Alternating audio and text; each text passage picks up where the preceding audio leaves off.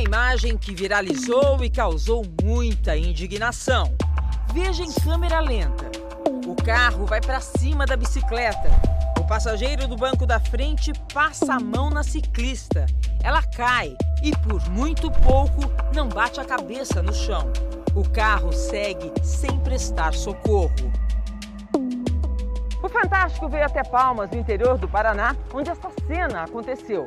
Foi nessa avenida, onde os moradores costumam, nos finais de semana, praticar atividades físicas. E a Andressa é a ciclista que teve o carro jogado sobre a sua bicicleta e que sofreu a importunação sexual. O que você se lembra daquele momento? Foi tudo muito rápido, né? Sim, Renata. Eu estava bem aqui nesse trecho aqui. Quando eu olho para o lado, o carro já estava em cima de mim aqui e foi muito rápido. Ele bateu em mim e eu caí. Você nem percebeu que tinha alguém encostando em você? Não. Eu só fiquei com medo de perder a vida. Eu achei que alguém queria me machucar, agir de má fé mesmo. A rua é totalmente larga. Ele jogou pra cima de mim o carro e só tava ele na rua. Até os rapazes que me ajudaram viram que era proposital. Qual foi a primeira coisa que você pensou em fazer? E aí pedi pros rapazes se eles tinham notado a placa. E eles falaram que não, que eles ficaram me ajudando. E na hora me veio na cabeça, né? Vou olhar pra ver se não tem câmera, que é a única salvação. E tinha. 3 câmeras de segurança registraram tudo. O Fantástico teve acesso com exclusividade a essas outras imagens, que mostram o que aconteceu de ângulos diferentes e com ainda mais detalhes. Saiu o rapaz ali de dentro do estabelecimento e falou pra mim que ele que era o dono aqui das câmeras. E ele falou que à noite ele ia analisar e no dia seguinte era pra mim voltar aqui que ele ia me mandar as imagens. Foi o dono das câmeras que descobriu que Andressa tinha sido vítima de importunação sexual. Eu fui dar um zoom na imagem para procurar a placa do veículo para tentar identificar quem tinha derrubado ela. E aí, ao ampliar a imagem, o rapaz estava passando a mão nela. E a sua sensação? Horrível. Eu queria chorar, fiquei com nojo do momento. Andressa tem 25 anos e é estudante de Direito. Mora com a mãe e a filha Aline, de 3 anos e 8 meses. Em casa, ela nos mostrou as marcas do acidente em seu corpo. O que está doendo mais? Os ferimentos, emocionalmente? Acho que mais emocionalmente. Emocionalmente, com certeza está doendo mais. Porque se eu sair na rua, caminhar, eu lembro da imagem do carro batendo. Antes de ir para a delegacia, você foi para as redes sociais. Por quê? Porque eu tentei fazer uma investigação própria. Pensei assim, se eu postar na minha rede social, como é uma cidade pequena, o carro, alguém pode reconhecer, claro. E aquilo foi tomando uma proporção que eu jamais imaginei. 5 milhões de visualizações. Foi com a ajuda das redes sociais também que a própria polícia conseguiu identificar rapidamente os 4 homens que estavam dentro do carro. Os 2 que estavam no banco de trás, um deles menor de idade, foram ouvidos apenas como testemunhas. Mas o motorista, David Figueiredo Pereira, de 21 anos, e Jackson Barbosa Simões, de 19, que estava sentado ao lado e passou a mão na ciclista, estão presos. Os 2 têm passagens pela polícia.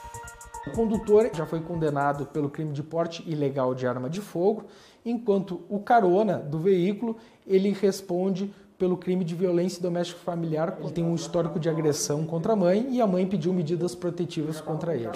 Em depoimento à polícia, David e Jackson disseram que não tinham a intenção de importunar Andressa.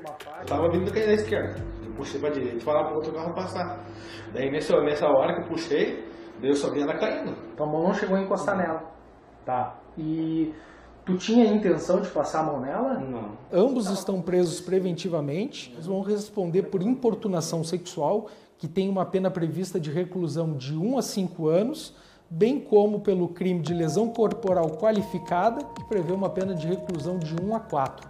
A lei que tipifica o crime de importunação sexual é recente, foi sancionada em setembro de 2018. E desde então, os números de processos registrados nos tribunais de justiça do país não param de crescer.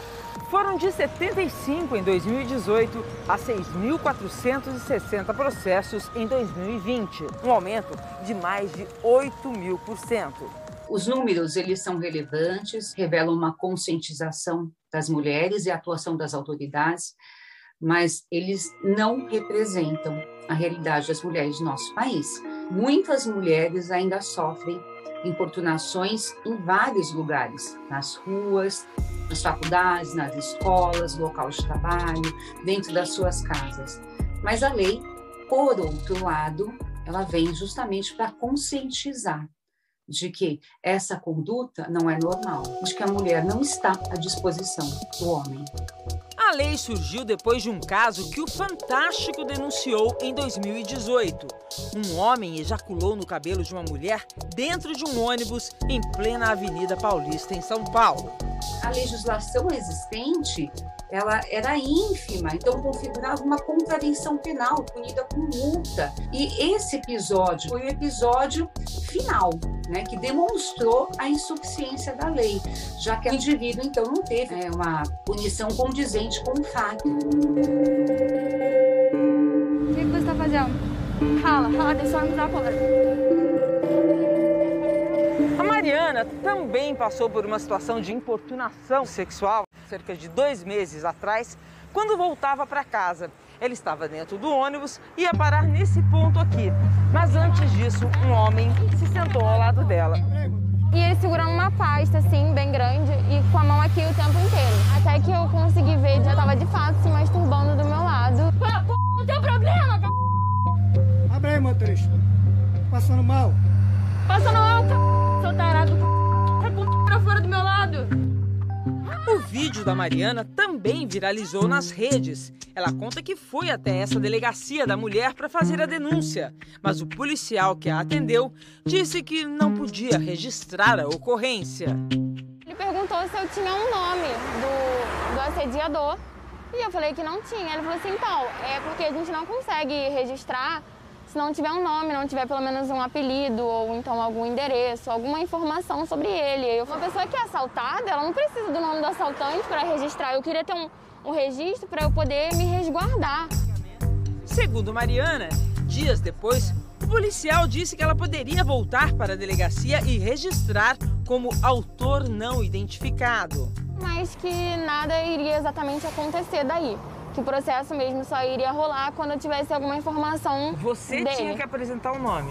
Isso. Do inquérito policial ser instaurado, basta a notícia de um fato aparentemente criminoso. O que aconteceu no ônibus foi um fato aparentemente criminoso. E a finalidade do inquérito é justamente investigar o fato.